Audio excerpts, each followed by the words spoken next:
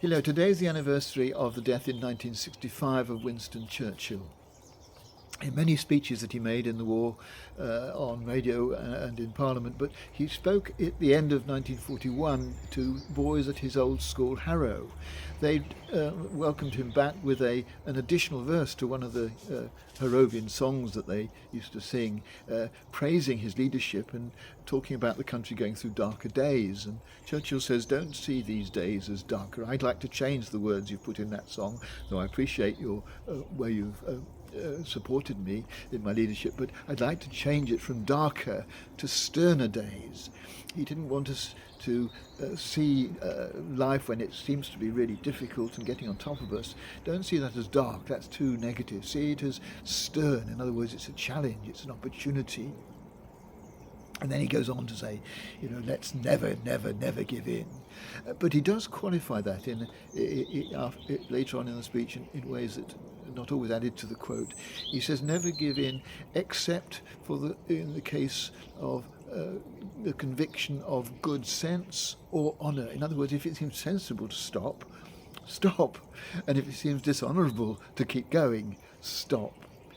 But he also implies that alongside this determination to see things through to the very end, you do also need the willingness to act now.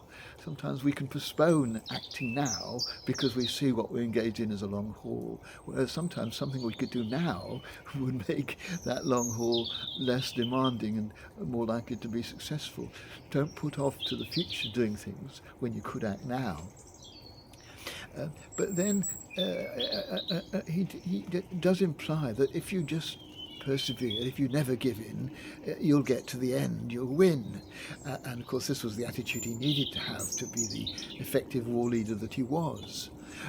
But it's interesting to me to see that actually he points to the last year of the country's history, because this was the end of 41, as being a time when it appeared as though not much was happening.